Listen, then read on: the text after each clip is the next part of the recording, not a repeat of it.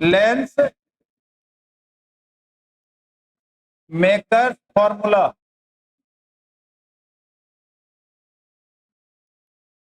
बस में तुम्हारे ये जरूर आएगा इससे क्वेश्चन, न्यूमेरिकल जरूर रहेगा इसमें, डिराइव करने के लिए रहे या न्यूमेरिकल जरूर रहेगा, याद ध्यान। Lens makers formula. देखो इसमें भी एजम्पशंस वही है, एजम्पशंस पहले एजम्पशंस लिखते हैं। एजम्पशंस है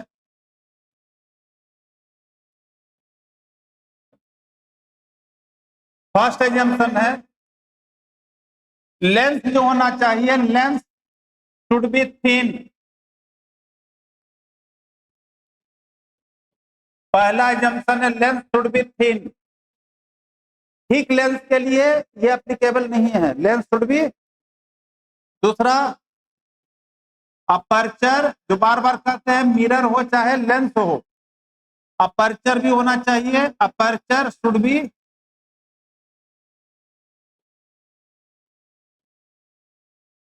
small, lens should be thin, aperture should be, और फिर point size object, point size object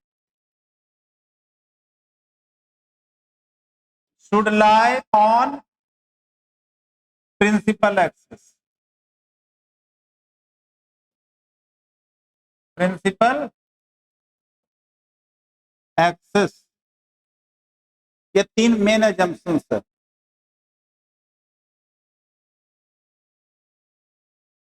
lens thin होना चाहिए, अपर्चर मतलब लेंस छोटा होना चाहिए, और थर्ड है कि पॉइंट साइज ऑब्जेक्ट कहाँ होना चाहिए, प्रिंसिपल एक्सिस पर। यही एजम्पशन हमने लिया था rare to denser, denser to, वहां लेंस की जगह रिफ्रैक्टिंग सरफेस था, स्मॉल होना चाहिए था। क्लियर। अब इसका डायग्राम देखते हैं।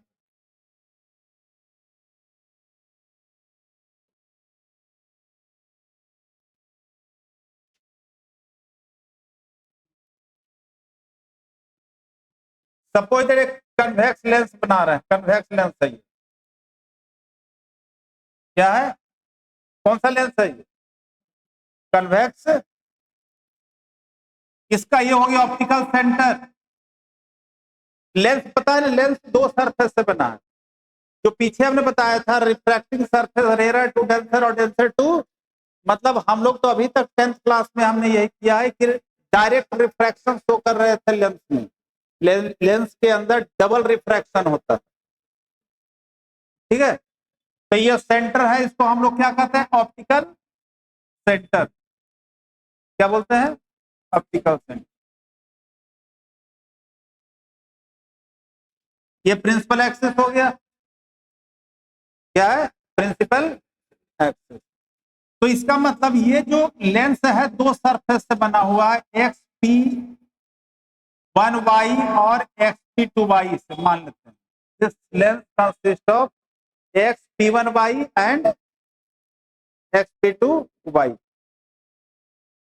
अच्छा देखना, एक्स पी 1y का सेंटर कर्वेचर इधर होगा, होगा कि नहीं होगा, एक्स पी 1y का इस तरफ कर्व है ना, इसका सेंटर कर्वेचर C1 इधर होगा, तो एक्स पी 2y का सेंटर कर्वेचर इधर होगा,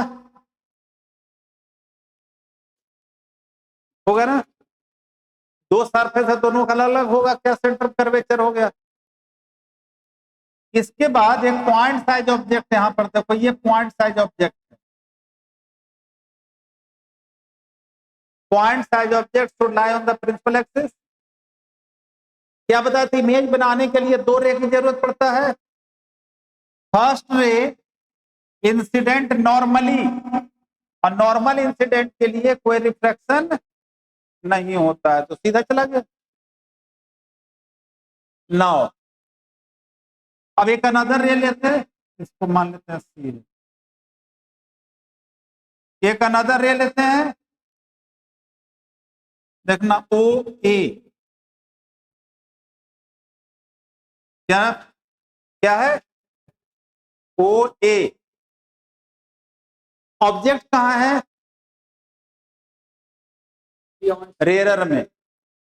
ऑब्जेक्ट कहां है, अब ये है लेंस ग्लास है, तो रे कहां जा रही है, रेयरर से डेंसर में जाएगी ना। तो देखना इसका डायग्राम देखना पहले, उसके बाद कि पहला जो सरफेस है XP1Y सरफेस, कौन सा सरफेस,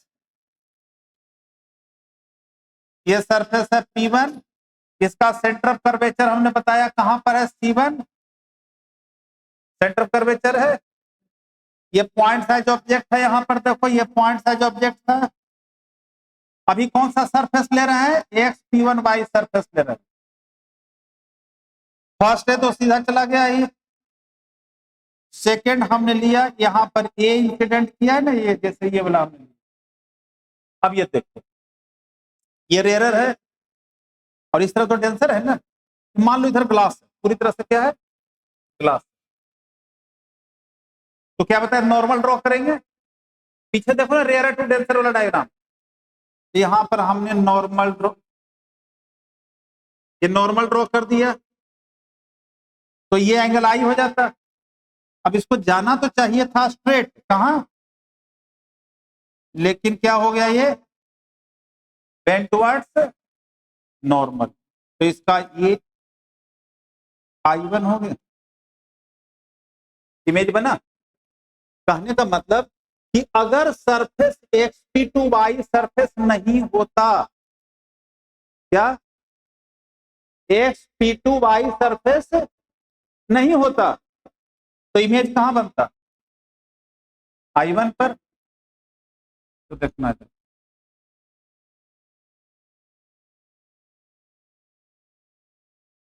नहीं होता तो इमेज कहां जाता, देखो ये I1 पर, ठीक है। लेकिन क्या हुआ, दूसरा सरफेस आ गया, कौन सा, XP2Y आ गया। अब इसका सेंटर ऑफ कर्वेचर इधर हो गया ना, इसका सेंटर ऑफ कर्वेचर C2 इधर है ना भाई। जैसे XP1Y का C1 इधर था तो XP2Y सरफेस के इधर हो गया। क्लियर, ये था रेयरर से डेंसर। अब ये वाला, ये जो बीच में जो इतना जो बाउंड्री है वो क्या डेंसर है ना। अब देखो डेंसर ये वाला, इसको हम AB, AB जो है कहां है, ये देखो चुपचाप ना, रेयरर में है, ये भी है, ये भी कहां, डेंसर में है ना। लेकिन जैसे ही बाउंड्री डिवाइड किया तो फिर क्या आ गया, रेयरर आ गया। ये समझ में आया, XP1Y सरफेस है, सेपरेट कर रहा है रेयरर से डेंसर, तो AB कहां है, डेंसर में है ना। अब जैसे ही AB ट्रेवल किया तो दूसरा सरफेस आ गया, XP2Y सरफेस आ गया, राइट। इसके लिए तो इंसिडेंट रे ये था, अब इसके लिए इंसिडेंट रे कौन सा हो जाए, AB हो गया। इंसिडेंट रे कहता है कि इंसिडेंट रे कहां से चलती है, ऑब्जेक्ट से, कि ऑब्जेक्ट होना चाहिए कहां पर, प्रिंसिपल एक्सिस पर। इस रिफ्रैक्शन के लिए XP1Y तो यहां पर था, अब XP2Y सरफेस के लिए रे आ रही है, ऐसे आ रही है। इसको जब इमेजिन करते हैं तो कहीं कहीं ऐसे जाएगा ना, कहीं पर क्या प्रिंसिपल एक्सिस पर एग्जिस्ट करेगा। इसका मतलब है कि जो पहला जो इमेज बना है, पहला जो, इसको I1, पहला इमेज जो था दूसरे रिफ्रैक्शन के लिए वर्चुअल ऑब्जेक्ट का काम करेगा। इस बात को समझो, और सेकेंड रिफ्रैक्शन जो इमेज है वो एक्ट करेगा एज ए ऑब्जेक्ट, लेकिन वो ऑब्जेक्ट कैसा होगा, वर्चुअल ऑब्जेक्ट। पहले का इमेज दूसरे के लिए अब ऑब्जेक्ट का काम करेगा, ठीक है ना। अब देखो, तो इसका नॉर्मल इधर से जाएगा, क्योंकि ए बी इंसिडेंट रे हो गया है ना, तो इसका नॉर्मल देखो, इसका नॉर्मल ये हो गया है, तो ये डेंसर है और ये क्या है, तो क्या होता है अवे फ्रॉम द नॉर्मल, तो इसका मतलब ये हुआ फाइनल इमेज, ये हुआ नॉर्मल था ना, नॉर्मल सब है क्या, इसका मतलब है कि ये जो हुआ इसका फाइनल इमेज, ये डायग्राम, एक्चुअल डायग्राम ये, इसी डायग्राम का दोनों क्या है, डिवीजन है यहाँ पर, कि कैसे इसमें इमेज बन रहा है।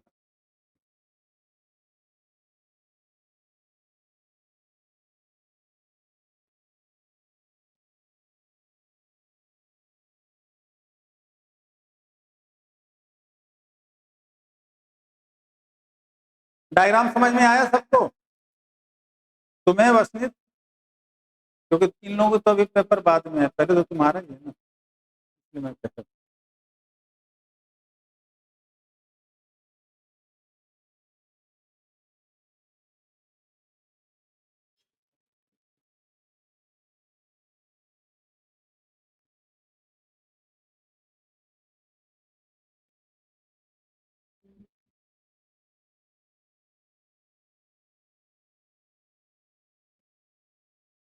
कहता है कन्वेक्स लेंस जो है, convex lens consist of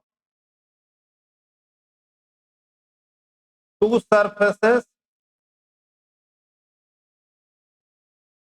x P one Y and X P two Y.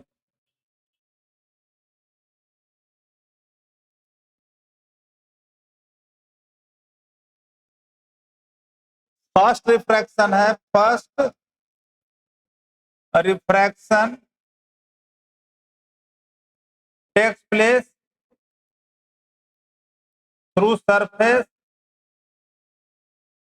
Through surface, कौन सा सरफेस फर्स्ट रिफ्रैक्शन हुआ, एक्स पी वन वाई, पहला जो रिफ्रैक्शन हुआ है एक्स पी वन, तो ये क्या हुआ, रेयरर से डेंसर के लिए हो रहा है ना, विच इज रेयरर टू क्या, फर्स्ट रिफ्रैक्शन जो हो रहा है रेयरर टू, फॉर्मूला देखो, रेयरर टू डेंसर के लिए क्या आया था पीछे formula, minus mu one by u plus mu two by v is equal to mu two minus mu one by R, है ना,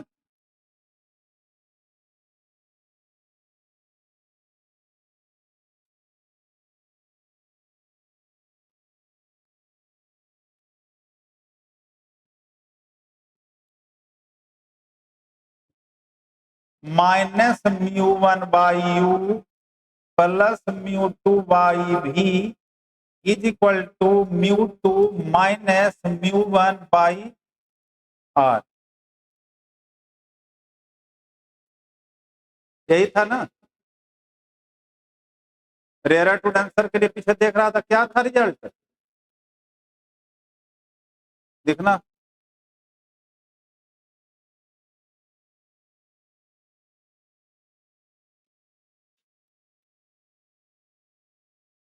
minus mu one by u plus mu two by भी, है ना,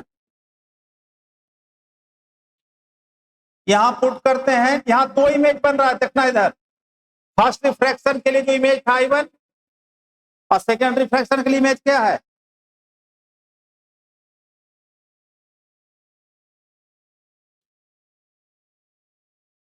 हाँ, या कंटिन्यूस लिखो ना,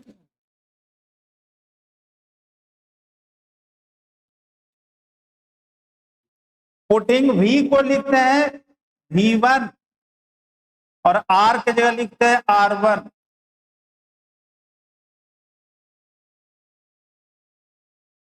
इसी में ये जो इक्वेशन आया V की जगह V1, क्योंकि यहाँ दो इमेज बन रहा है, दो रिफ्रैक्शन और दो इमेज बनेगा, तो फर्स्ट रिफ्रैक्शन के लिए इमेज कौन था सा, I1 था ना, तो उसके लिए V1 लिख दिए, और आर दो सरफेस है, पहला सरफेस है तो उसको हमने लिखा है R1।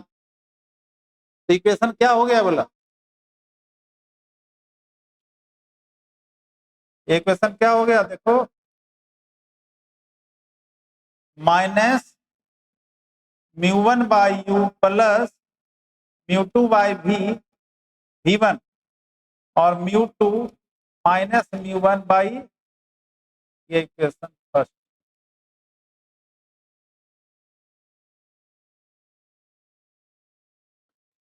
अब सेकेंड रिफ्रैक्शन कहां से हो रहा है,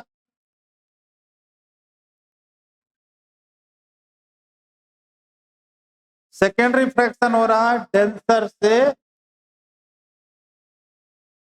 तो लिखे second refraction takes place through surface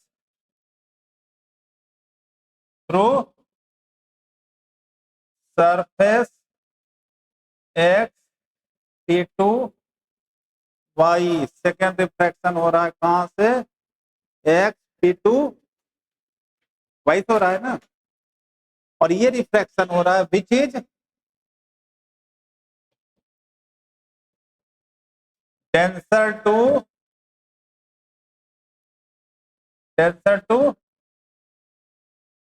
rare.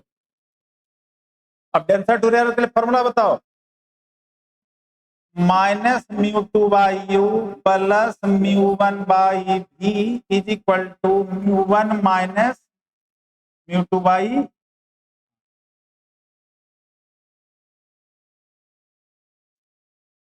यही है ना डेंसर टू रेयर के लिए, जो वो पीछे आपने निकाला भी है।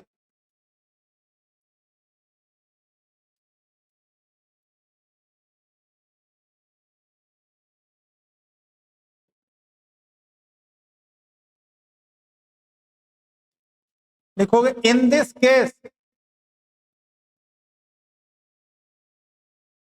फर्स्ट इमेज जो है, first image will act as virtual object करा। इन दिस केस मतलब सेकेंड रिफ्रैक्शन के केस में जो पहला इमेज है वो एक्ट करेगा, क्यों, क्योंकि हमें ऑब्जेक्ट होना चाहिए प्रिंसिपल एक्सिस के ऊपर, तो ए बी की जो कंसिडर करते हैं तो ए बी है जो डेंसर में आ रहा है, can not imagine on the क्या होगा प्रिंसिपल एक्सिस, इसलिए पीछे वाला जो एक्सटेंड करते इधर नहीं मिलेगा तो पीछे भी ज्वाइन करके देखते हैं। तो पहला इमेज है, इसके लिए क्या चाहिए, काम कर रहा है, तो इसलिए इसमें करते हैं पुटिंग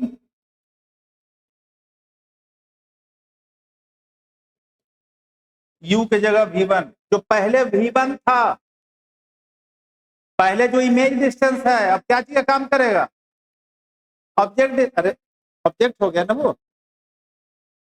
पहले का इमेज, तो पहले का इमेज डिस्टेंस क्या था v1, अब वो काम करेगा किसकी तरफ, ऑब्जेक्ट की तरफ काम करेगा, और r के जगह पर लिखो R2, और दूसरा सरफेस तो दूसरा रेडियस ऑफ कर, r क्या है, रेडियस ऑफ कर्वेचर, तो क्या हो जाएगा बताना, minus μ2/u plus μ1/v is equal to mu, sorry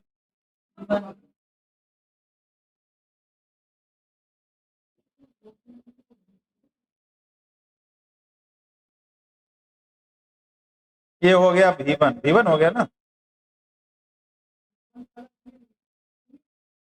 हाँ v3 v4 जितना मानते जाओ, फाइनल इमेज तो फाइनल इमेज है, अरे दो ही रिफ्रैक्शन तीसरा होता तो उसको मानते कुछ, तो μ1 माइनस μ2 r की जगह पर क्या हो गया, ये सेकेंड इक्वेशन,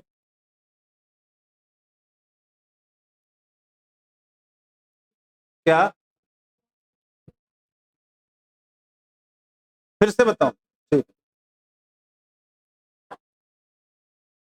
तुम्हें भी यही लगा।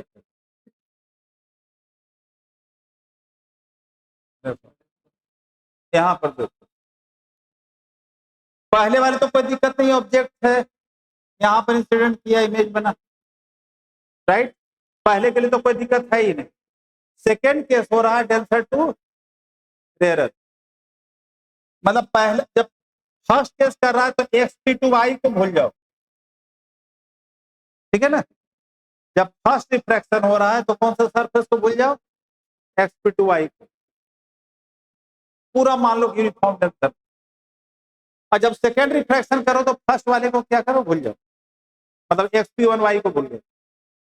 तो जब XP1Y को भूल गए और इसमें रे कैसे आ रही है, AB, ये है ना AB, तो एज इट इज AB ले लिया हमने, मतलब इसके पहले एक सरफेस था।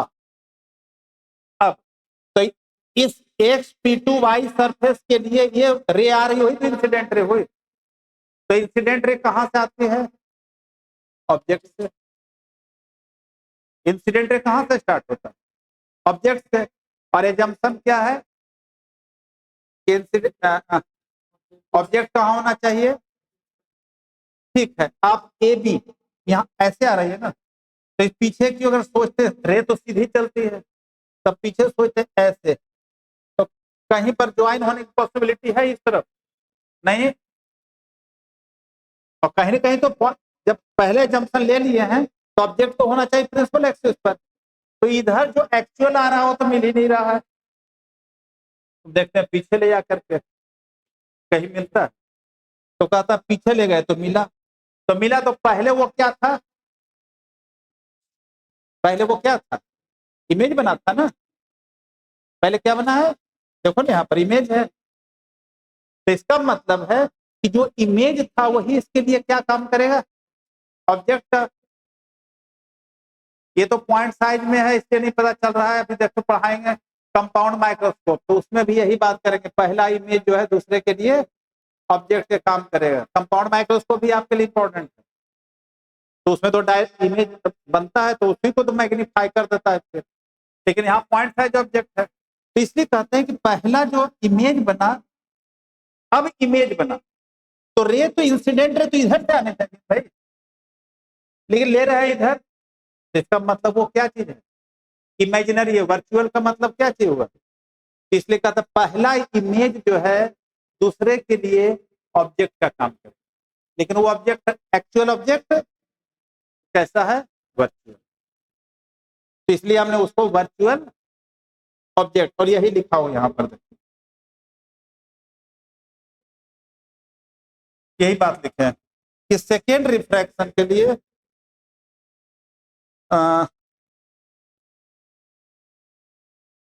इन दिस केस जो first image will act as a virtual object. पूरा नहीं लिखा हूं कि पहले रे आ रही है, वो तो इतना लिखोगे लंबा नहीं हो जाएगा, फिर समझा दिए कि कहां से आ रहा है, तो पहला इमेज को ऑब्जेक्ट मान लिए, तो जो इमेज डिस्टेंस होगा यहाँ वो क्या हो जाएगा, ऑब्जेक्ट डिस्टेंस होगा। तो फॉर्मूला जो है यही फॉर्मूला है, वहां यू की जगह V1 पुट कर, और दूसरा सरफेस है तो R है, तो R की जगह पर, तो वो दो सरफेस से बना हुआ है, पहले का रेडियस कर्वेचर R1 है, दूसरे का, अब दोनों को ऐड कर दो, फर्स्ट और सेकंड को ऐड करो, जो आया वही रिजल्ट है। Adding first and second,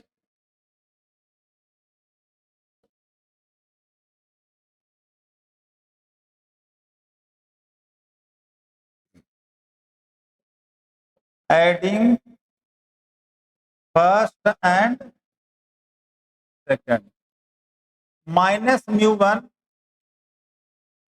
by U plus μ2 by V1, इसको ऐड किए, minus μ2 by V1 plus μ1 by V is equal to μ2 minus μ1 by R1 और μ1 माइनस μ2,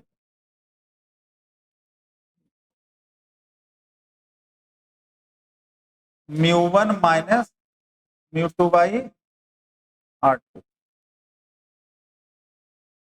ये दोनों चला गया,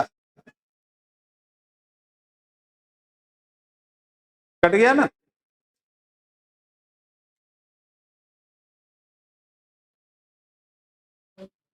तो क्या रह गया देखो, -μ1/u plus μ1/v is equal to μ2 minus μ1/r1 plus μ1 minus μ2/r2।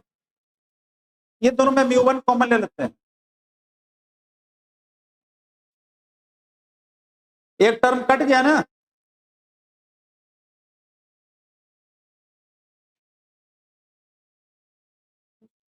क्या हुआ बोलो हमसे,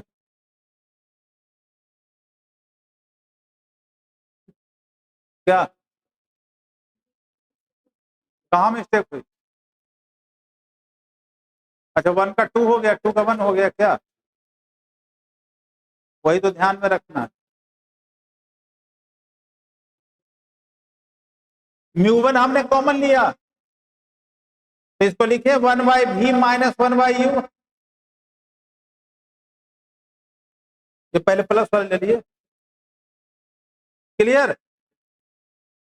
आगे यहां ले लेते हैं μ2 माइनस μ1 कॉमन ले लिया,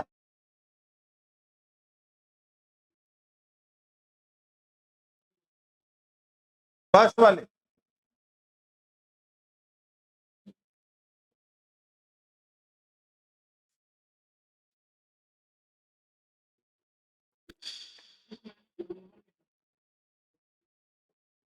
अरे कुछ ने पीछे जो किया है वही तो लिखना है, पीछे जो करवाया हूं रेरा टू डेंसर और डेंसर वही देखो। एक जगह लिखना है तो लंबा ऐसे बेकार के हो रहा है, एक जगह लिखना है जो जहां पर v है उसको v1 लिख देना है, r को r1 लिख देना है, बाद में u को v1 कर देना, r को r2, यही दो जगह तो ध्यान में रखना है।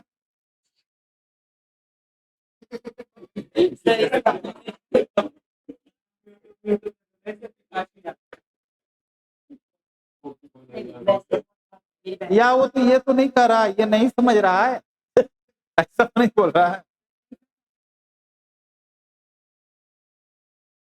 चल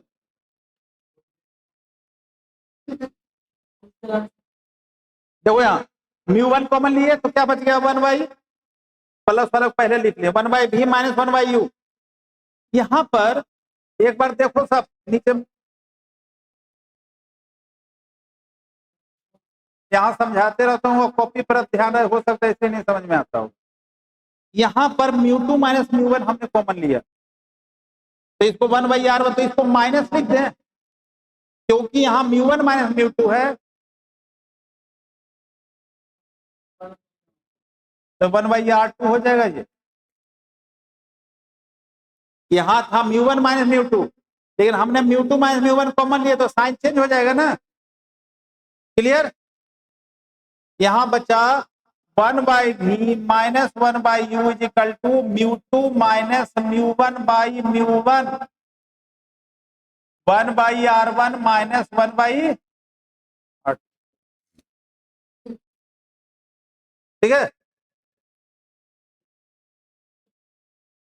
ये कौन सा फॉर्मूला होता है 1/v माइनस 1/u?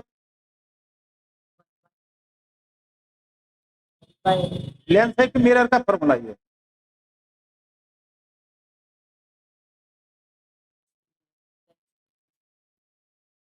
मिरर में क्या आया था, प्लस आया था, 10th में पढ़े थे सर। तो 1/v माइनस 1/u क्या हो गया, 1/f। इसको ऐसे लिखते हैं देखो, μ2 अपॉन μ1 माइनस 1, यही है लेंस मेकर फॉर्मूला।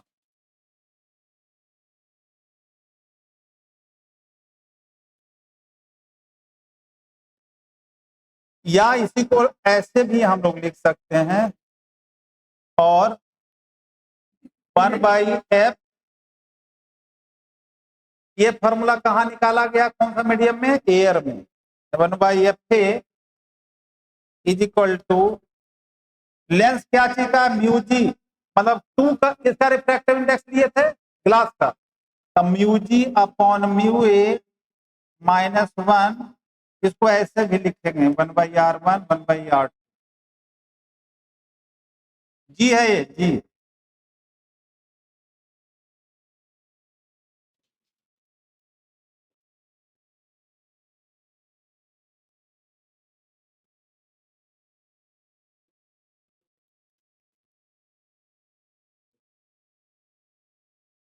ये बहुत इंपॉर्टेंट है बोर्ड एग्जामिनेशन के लिए भी।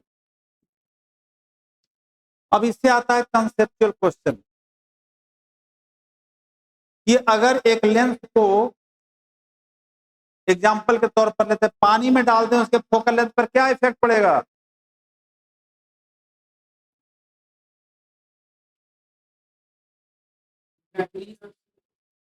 इसका आंसर तुम ही बता सकते हो क्योंकि तुम्हारे स्कूल में हो गया है।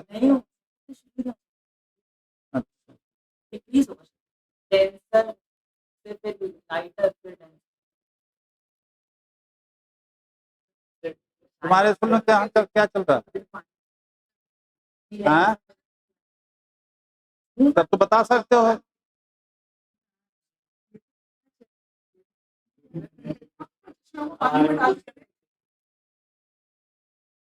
पीछे चल रहा है, पीछे चल रहा है। कौन सा टॉपिक चल रहा है? हाँ अच्छा, दो बताइए। बताओ। हाँ? नहीं, ये तो वर्बली बताए होंगे मैडम, ऐसी बात नहीं है। ऐसा नहीं, सुनना चाहिए।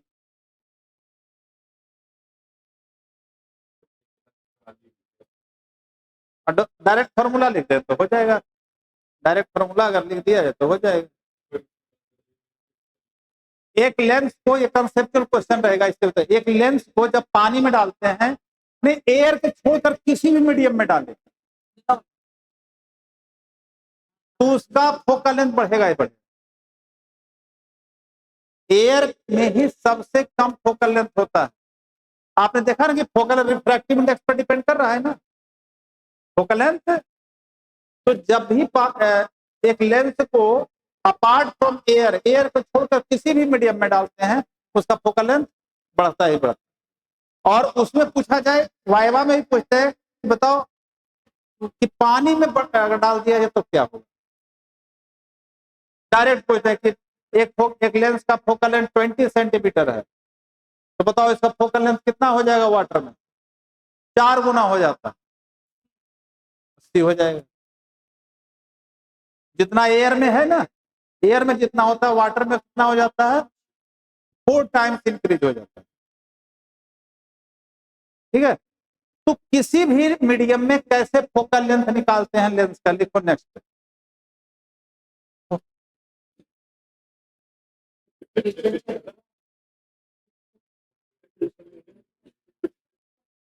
हाँ?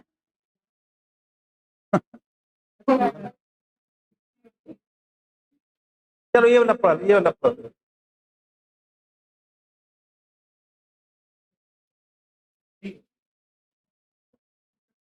अब है फोकल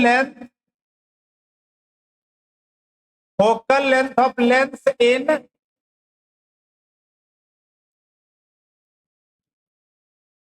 मीडियम।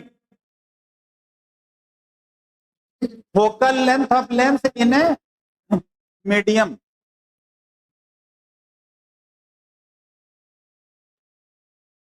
तुम बताना टीचर डे क्यों सेलिब्रेट करते हैं?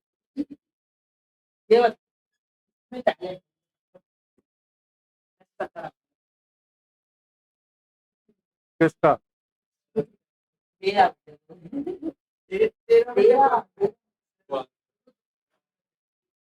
तो किस दो ग्रुप दोनों चार्ज कर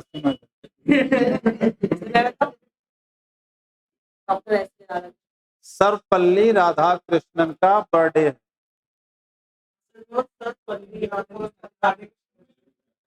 वाइस प्रेसिडेंट, हाँ वाइस प्रेसिडेंट।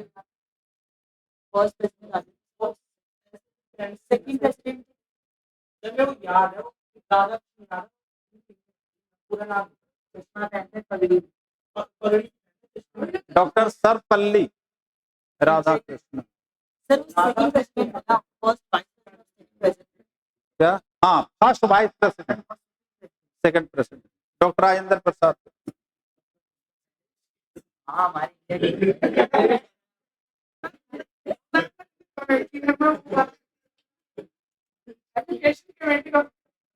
सही में तो इतना बेकार कितना पढ़ने लिख चल रहा है।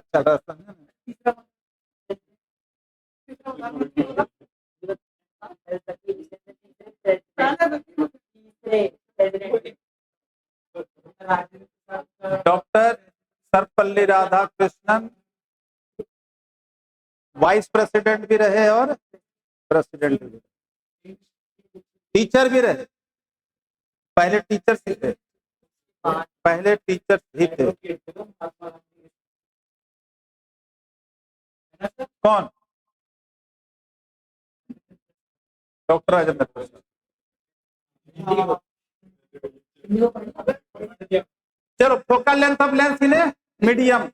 तो पहले एयर में क्या हुआ फोकल लेंथ, देखो इन एयर में अभी बताए, एयर में क्या है 1/f is equal to mu G upon mu A minus 1/r1 minus 1/r2। ये एयर में है, अभी जो डिराइव किए थे। अब इसी को जैसे इन मीडियम में डाल देते हैं, किसी भी मीडियम में रहे, ये जनरल फॉर्मूला बता रहा हूं। तो ये हो जाएगा 1/f है, मतलब focal length of lens in medium. Lens तो वही है, चेंज क्या हो रहा है, एयर की जगह पर मीडियम हो जाएगा, म्यू एम हो गया। वाटर के लिखा है तो म्यू डब्ल्यू लगा देना। रेडियस ऑफ कर्वेचर कभी चेंज नहीं होता है, क्योंकि वो तो सॉलिड है।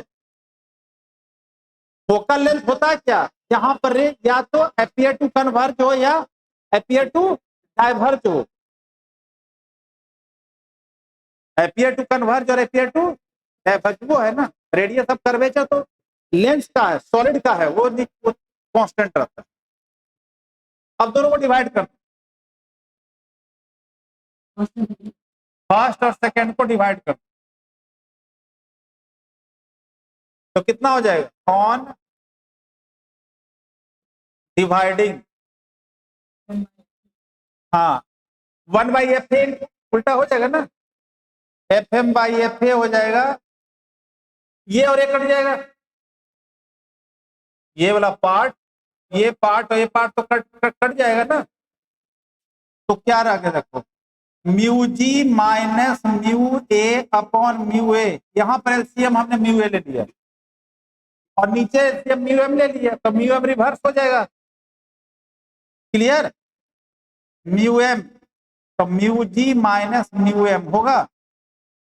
यहां पर समझ में आया? हमने क्या किया, ये डिवाइड किए थे दोनों, तो पार्ट कैंसिल ही होगा। अब यहां पर एलसीएम ले लिए, तो mu a mu ji minus mu a, और यहां लेंगे तो क्या म्यू जी minus mu m upon mu m होगा, रिवर्स हो जाएगा। तो ये आ गया आपका, क्या आया देखो, FM/FA इज इक्वल टू, देखो mu ji minus mu A upon mu ji minus mu m into mu m by mu a. ये फॉर्मूला होगा, ये कॉमन फॉर्मूला हो गया किसी भी मीडियम के लिए। ये कॉमन फॉर्मूला हो गया किसी भी मीडियम के लिए, म्यू जी माइनस म्यू ए अपॉन म्यू जी माइनस म्यू एम। जी जी मतलब refractive index of glass, change तो हो रहा है एयर और मीडियम में ही, तो म्यू एम अपॉन म्यू ए। क्लियर? एग्जाम्पल ले रहे हैं वाटर के लिए, जैसे मैंने बताया।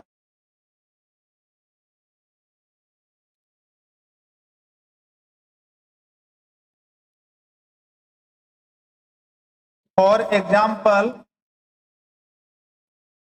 किसमें लेना है, वाटर में लेना। तो क्या लिखेंगे देखो, FW/FA क्या लिखेंगे, is equal to mu G mu A upon mu ji minus mu W और म्यू डब्ल्यू बाई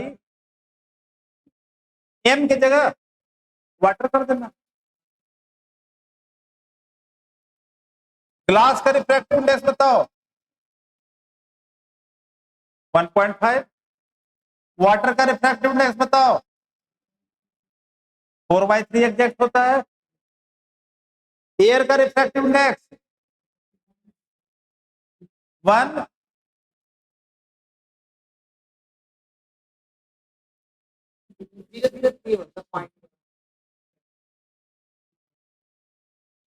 क्या हो जाएगा म्यू जी देखो 1.5 माइनस 1/1.5 माइनस कितना हो गया 4/3 और 4/3/1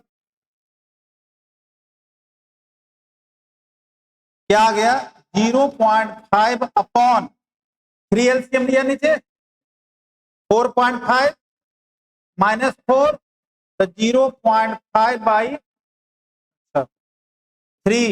तो ये हो गया 4/3।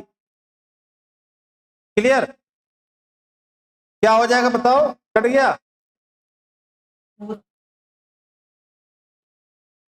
कट गया ना तो क्या रह गया देखना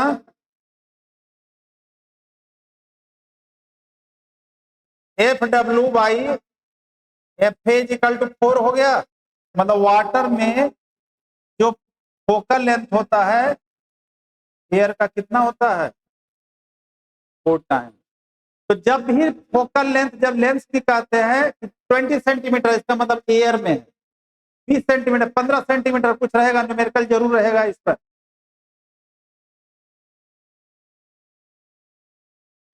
ठीक है ना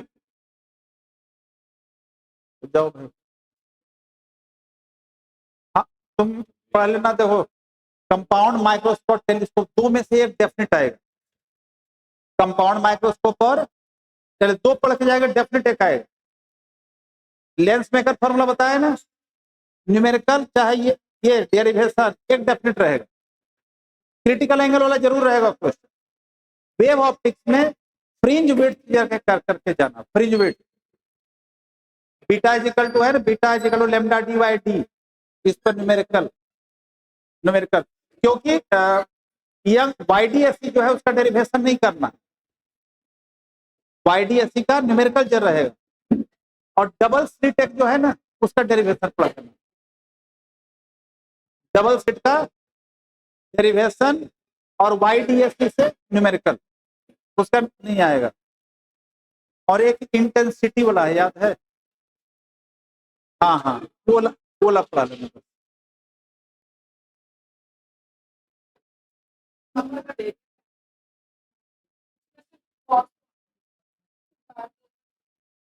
इलेक्ट्रोस्टैट्स भी आ रहा है तो इलेक्ट्रोस्टैट में तो पूरा वो डाइपोल